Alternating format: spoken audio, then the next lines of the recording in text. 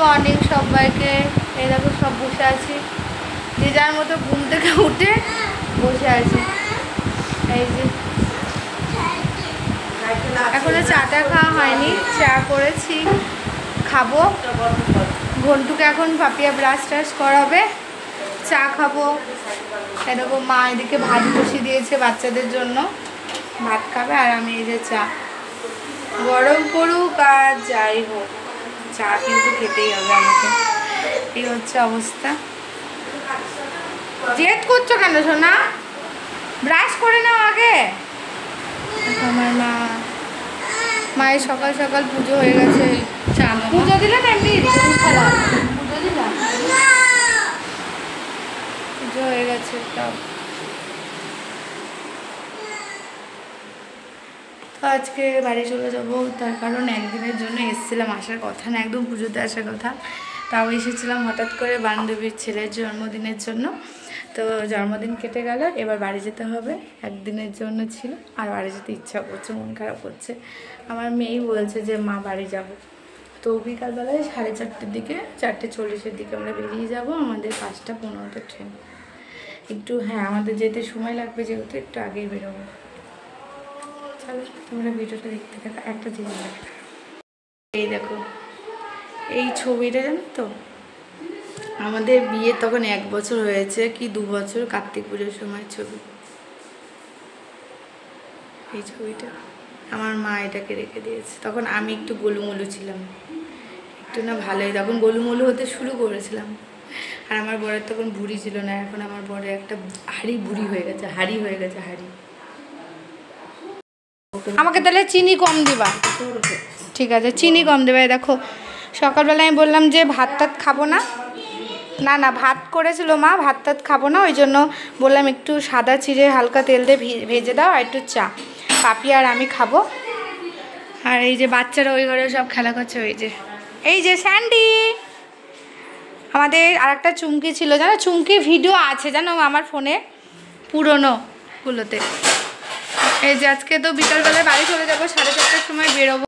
মানে ওর বাবা আসলে 7টার সময় বেরোয়, কিন্তু যেহেতু আমি আর মেয়ে একা যাব, অতটা রাত করে যাব না, অসুবিধা নেই, তাও অত রাত করে যাব না, যেতে যেতে 9টা বেজে যাবে। ওই জন্য আমি আর মেয়ে যাব বলে 4:30টার মধ্যে বেরিয়ে যাব, 5:15তে ট্রেন। এই দেখো মায়ের অনেক কটা রান্না হয়ে গেছে বলো। হ্যাঁ ডাল আলু এখন কি বাকি আছে? মাংসটা করলে হয়ে যাবে মায়ের রান্না। কি কি রান্না করছো মা? তো পটল ভাজা, দুটো বেগুন ভাজা, মসুরির ডাল, পেঁয়াজ দিয়ে মাংস। মায়ের স্নান পুজো সব হয়ে গেছে। এই দেখো চা বসিয়ে দিল। ও মা চায়ের চিনি কম দিবা, হ্যাঁ একটু ফুটাবা। বাবা কি গরম, বাপরে বাপ।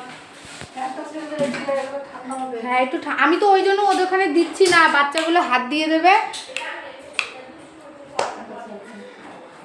এই খাবো দাবো, স্নান করে নেব, কারণ নাহলে চুল না শুকালে, গরমে তো চুল ভেজা চুল তো ছেড়ে যাওয়া যাবেই না, আর না বাঁধলে থাকতে পারবো না।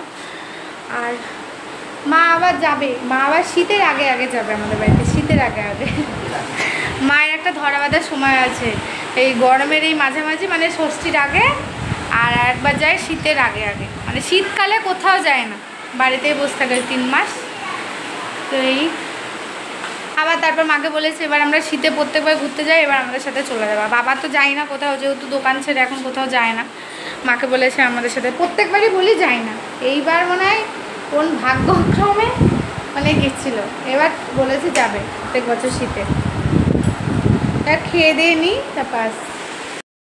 গুড ইভিনিং বন্ধুরা। কি ভাবছো তো যে এই মা এ তো বলেছিল বাড়ি চলে যাবে, আবার তাও বাবার বাড়িতে। তার কারণ হচ্ছে আমার তো বিকালে চলে যাওয়ার কথা ছিল, খুব বৃষ্টি হচ্ছিলো, এই জন্য আমি আর যেতে পারিনি।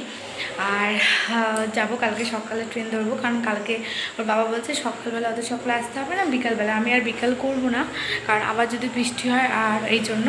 আর পরে 7টার ট্রেনে যেতে পারতাম, কিন্তু যেহেতু আমি একা যাবো মেয়েকে নিয়ে, আমি আর রাত করে যাইনি, হয়েছে মাও বারণ করলো। তো যাবো একদম সকালবেলার ট্রেনে। তো এই আমি ছিলাম না হচ্ছে এতক্ষণ, গিয়েছিলাম মামাকে নিয়ে চুল কাটাতে, ওই চুল কাটিয়ে এসেছি। হ্যাঁ আবার চুল কাটালাম, আর তারপর একটু রাস্তায় গেছিলাম আমাদের এখানে না একজন চেনাশোনা ঠাকুমা মারা গেছেন, তো ওনাকে নিয়ে যাওয়া হলো, ওখানে ছিলাম। আমি কমিয়ে দিয়েছি তো যাই হোক। কি বন্ধু আসছে একটু পরে। মামা একটু তাকাও, তুমি চুল কেটেছো একবার দেখাও। এই দেখো কে চুল কেটে দিয়েছে, আন্টি। মশাও কামড়িয়েছে তোমাকে? ওই মামুন দিকে বলছে আরে ছাড় গলায় লাগছে তো, ছাড় বলছে। মামুন দি বলছে তুই তো প্রথমবার এসে এত কটকটি ছিলিস না। আচ্ছা মা, এই যে এইটা কমিয়ে দিয়ে যায় তারপরেও কেন গো এটা থেকে এরকম হয়? তো যাই হোক, তো পাপিয়া একটু বাড়ি গেছে, কাকিমা ডেকেছে, ও চলে আসবে রাত্রিবেলাতে 9টা সাড়ে 9টার মধ্যে চলে আসবে, ভাইকে নিয়ে আসবে। তো আমি এতক্ষণ প্রায় 8:30 9টা বাজলো না 8:30 বাজলো, দিদি নাম্বার 1 শুরু হলো এই যে রবিবার। তো আমি এরকম চা করেছি, শীত গরম যাই হোক চা খাবই,